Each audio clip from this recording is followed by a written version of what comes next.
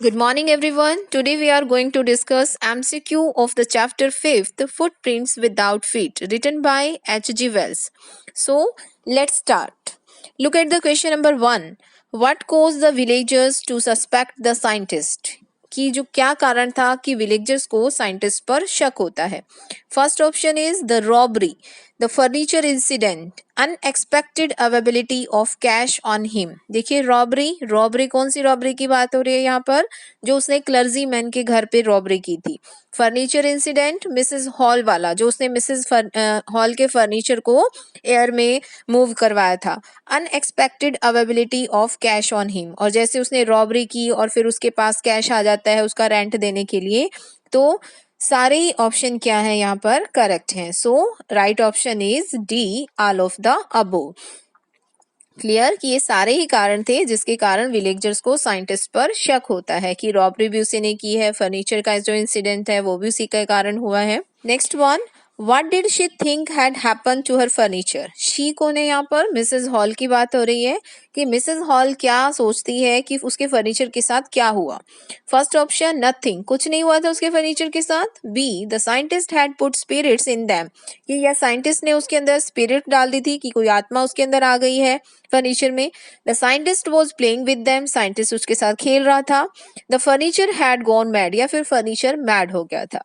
So right option is the scientist had put spirits in them, कि उसने क्या सोचा था कि साइंटिस्ट ने कुछ इसके अंदर जादू टोना कर दिया है उसके फर्नीचर पे, जिसके कारण वो मूव कर रहा है हवा में. Next one, what is being refer to as the strange incident that happened in the study. Study यहाँ पर कौन सी बात हो रही है? स्टडी जो क्लर्जी मैन के घर उसने चोरी की थी, कि उसके जो फर्नीचर के साथ या उस स्टडी रूम में क्या हैपन हुआ, स्ट्रेंज इंसिडेंट क्या था. Griffin stealing money while being invisible, Griffin ने इनविजिबल होकर मनी चुराई थी. या फिर Griffin arriving at the inn during off season, off season में इन में अराइव करना. Griffin pretending to be waiting for a cheque, या फिर ग्रिफिन एक चेक की वेट करने का प्रिटेंड कर रहा था. नन ऑफ द अबोव, या कोई भी आंसर नहीं है. Yes, right option is Griffin stealing money while being invisible, invisible होकर ग्रिफिन ने मनी उसकी चुराई थी क्लर्जी मैन के डेस्क के अंदर से. Clear this point. Next, why was Mrs. Hall prepared and ready to tolerate strange habits and irritable temper? कि मिसेस हॉल क्यों प्रिपेयर हो जाती है इस तरह की स्ट्रेंज हैबिट वाले और इरिटेबल टेम्पर वाले एक स्ट्रेंज पर्सन को टॉलरेट करने के लिए क्यों तैयार हो जाती है Mrs hall. First option, he had paid in advance, कि उसने एडवांस में पे कर दिया था. या फिर वो साइंटिस्ट था. या बोथ ऑप्शन करेक्ट है, या कोई भी करेक्ट नहीं है. So right option is he had paid in advance, क्योंकि उसने एडवांस में ही पे कर दिया था. क्योंकि मिसेस हॉल को क्या है, वो मनी माइंडेड लेडी थी, उसे सिर्फ अपनी मनी से मतलब था, इसलिए उसने एडवांस में पे कर दिया. तो उसे लगा ठीक है, उसे उसकी पेमेंट मिल गई. Next one, what do you mean by the word eccentric. Eccentric का मीनिंग क्या है यहाँ पर? Uncommon, extra, catchy, none of the above. Right option is uncommon. ठीक है, सेंट्रिक जब मिसेस हॉल के घर रहने के लिए आता है, रेंट पर रूम लेता है, तब मिसेस हॉल अपने गेस्ट के लिए वर्ड यूज करती है कि हर guest was an eccentric scientist, uncommon scientist है. What was the unusual event. Unusual event क्या था? A guest at the inn during winters, winters में किसी गेस्ट का आना, समर में किसी गेस्ट का आना इनमें, या फिर स्प्रिंग में इनके अंदर किसी गेस्ट का आना, या फिर कुछ भी अनयूजुअल नहीं था. Nothing was unusual there. Right option is a guest at the inn during winters, कि विंटर्स के दौरान इन में किसी गेस्ट का आना. Clear.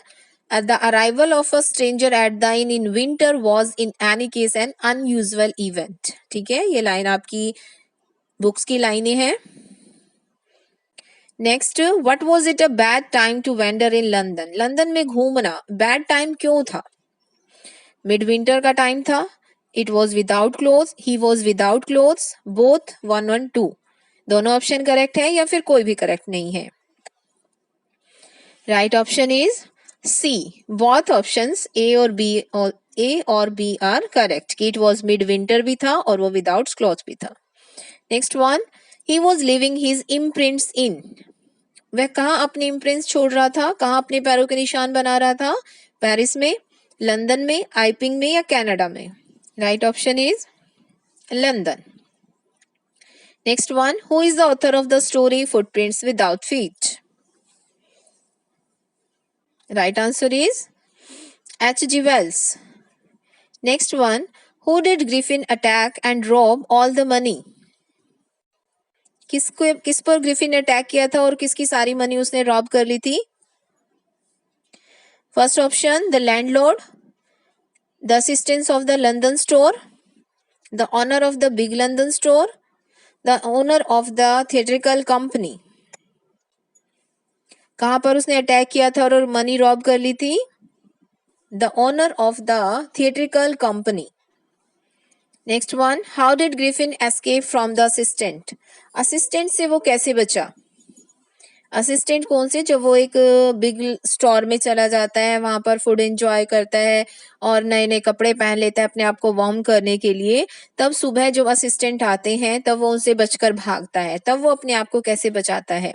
First option is by running hard, तेज दौड़ता है. By removing his newly warm clothes, अपने नए कपड़े रिमूव कर देता है. By hitting the assistant, assistant को हिट करता है. या फिर by hiding in a shed, या फिर शेड में छिप जाता है. Right option is by removing his newly worn clothes. Next one, what type of a man was Griffin? किस तरह का था? Brilliant scientist, lawless person, या फिर both, या फिर none of the above? Correct answer is C, both. A और B correct. Brilliant scientist भी था and lawless person भी था. Is it clear to everyone? I hope you are getting well. Thank you.